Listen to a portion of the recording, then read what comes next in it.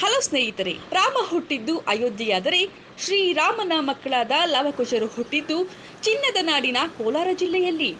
ಹೌದು, ಇಡೀ ಪ್ರಪಂಚಕ್ಕೆ ಶ್ರೀರಾಮನನ್ನ ಪರಿಚಯಿಸಿದ ಮಹರ್ಷಿ ವಾಲ್ಮೀಕಿ ಆಶ್ರಮ ಇರುವುದು ಕೋಲಾರ ಜಿಲ್ಲೆಯ ಮುಳಬಾಗಿಲು ತಾಲೂಕಿನ ಆವಣಿಯಲ್ಲಿ. ಅಲ್ಲದೆ ವನವಾಸ ಬಂದ ಸೀತಾಮಾತೆಗೆ ವಾಲ್ಮೀಕಿ ಆಶ್ರಯ ನೀಡಿದ್ದು ಇದೇ ಆವಣಿ ಎನ್ನಲಾಗುತ್ತಿದೆ. ರಾಮಾಯಣ ಮತ್ತು ಮಹಾಭಾರತ ಐತಿಹಾಸಿಕ ಹಿನ್ನೆಲೆ ಹೊಂದಿರುವ ಬೆಟ್ಟ ಇದಾಗಿದೆ. ರಾಮ ಮತ್ತು ಲವಕುಶರು ಕಾಳಗ ಮಾಡಿದ್ದು, ಕಾಳಗದ ನಂತರ ಸೀತೆಯು ಭೂಮಿಯೊಳಗೆ ಅಂತರ್ಮುಖಿಯಾದ ಸ್ಥಳವೆಂದು ಪುರಾಣ ಕಲ್ಪಿತ ಕಥೆ ಇದೆ. ಇಲ್ಲಿ ಶ್ರೀರಾಮನಿಂದ ಪ್ರತಿಷ್ಠಾಪಿತವಾಗಿರುವ ರಾಮಲಿಂಗೇಶ್ವರ, ಲಕ್ಷ್ಮಣೇಶ್ವರ, ಭರತೇಶ್ವರ ಲಿಂಗವಿರುವ ಪುರಾತನ ದೇವಾಲಯವನ್ನು ಇಂದಿಗೂ ನೋಡಬಹುದಾಗಿದೆ. ಇದು ರಾಮಲಿಂಗೇಶ್ವರ ಅಂತ ಹೇಳ್ಬಿಟ್ಟು, ರಾಮಲಿಂಗೇಶ್ವರ ಅಂದರೆ ಈ ತಂದೆ ಮಕ್ಕಳು ಯುದ್ಧ ಮಾಡಿರೋಕ್ಕೋಸ್ಕರವಾಗಿ ಅವರ ಪಾಪ ಪರಿಹಾರ ಆಗಬೇಕು ಅಂತ ಹೇಳ್ಬಿಟ್ಟು ವಾಲ್ಮೀಕಿ ಮಹರ್ಷಿನ ಕೇಳ್ತಾರೆ. ಆಗ ವಾಲ್ಮೀಕಿ ಮಹರ್ಷಿ ಈ ಪಾಪ ಪರಿಹಾರ ಆಗಬೇಕು ಅಂದರೆ ಒಂದು ಶಿವಲಿಂಗವನ್ನು ಪ್ರತಿಷ್ಠೆ ಮಾಡಿದ್ರೆ ಪಾಪ ಪರಿಹಾರ ಆಗುತ್ತೆ ಅಂತ ಹೇಳ್ತಾರೆ.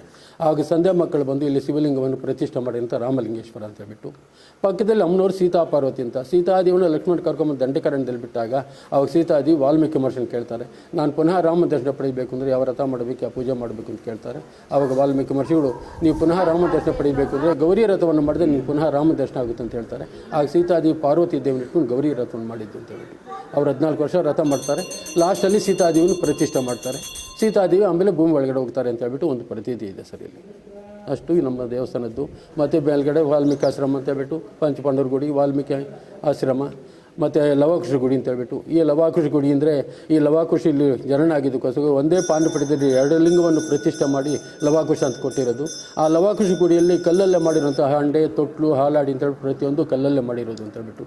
ಈ ಹಂಡೆ ಥರ ಇರೋದನ್ನು ನಾವು ಕೈಯಲ್ಲಿ ಹೊಡೆದಿದ್ದೀವಿ ಅಂದರೆ ನಮ್ಮ ಮನೇಲಿ ತಾಮ್ರದ ಯಾವ ಶಬ್ದ ಬರ್ತೋ ಅದೇ ಶಬ್ದ ಈಗಲೂ ಬರ್ತಾ ಇದೆ. ಮತ್ತು ಧನುಷ್ಕೋಟಿ ಅಂತ ಹೇಳ್ಬಿಟ್ಟು, ಈ ಧನುಷ್ಕೋಟಿ ಅಂದರೆ ಸೀತಾದೇವಿನ ಲಕ್ಷ್ಮಣ ಕರ್ಕೊಂಬಂದು ಇಲ್ಲಿ ಬಿಡ್ತಾರೆ. ಲಕ್ಷ್ಮಣ ಈ ದಂಡಕಾರಣ್ಯದಲ್ಲಿ ಬಿಟ್ಟಿದ್ದೆ, ಕುಡಿಯೋಕ್ಕೆ ನೀರು ಲಂಗಪ್ಪ ನಾನಿಲ್ಲಿ ಜೀವನ ಮಾಡಿದಂಥ ಸಮಯದಲ್ಲಿ ಅವಾಗ ಲಕ್ಷ್ಮಣ ಧನುಸ್ ಪ್ರಯೋಗ ಮಾಡಿ ಧನುಸು ಬಿಟ್ಟು ನೀರು ಉದ್ಭವ ಮಾಡಿದಂಥ ಕಲ್ಯಾಣಿ ಇದೆ ಅಂತ ಹೇಳ್ಬಿಟ್ಟು. ಎಷ್ಟೇ ವರ್ಷಾನುಗಟ್ಟೆ ಮಳೆ ಹೋದ್ರೂ ಅಲ್ಲಿ ನೀರು ಬತ್ತಿ ಹೋಗಲ್ಲ ಅಂತ ಹೇಳ್ಬಿಟ್ಟು. ಮತ್ತು ಇದೇ ಪಕ್ಕದಲ್ಲಿ ದೇವಸ್ಥಾನದ ಪಕ್ಕದಲ್ಲಿ ದ್ವಾದಶ ಲಿಂಗ ಅಂತ ಹೇಳ್ಬಿಟ್ಟು ಒಂದು 11 ಲಿಂಗ ಪ್ರತಿಷ್ಠೆ ಆಗಿರುವಂಥ ಒಂದು ಕ್ಷೇತ್ರ ಅದು ಪಕ್ಕದಲ್ಲೇ ಇದೆ. ಈ ರಾಮಲಿಂಗೇಶ್ವರ ಮತ್ತು ಸೀತಾಪಾರ್ವತಿ ಮತ್ತು ದ್ವಾದಶ ಲಿಂಗ ಅಂತ ಹೇಳ್ಬಿಟ್ಟು ಪ್ರತಿಯೊಂದು ಈ ಊರಲ್ಲಿ ನಿಲ್ಲಿಸಿರೋಂಥದ್ದು. ಆಂಜನೇಯನೂ ಬಂದು ಒಂದು ಶಿವಲಿಂಗವನ್ನು ಪ್ರತಿಷ್ಠೆ ಮಾಡಿರೋಂಥ ಕ್ಷೇತ್ರ ಸರ್ ಇದು.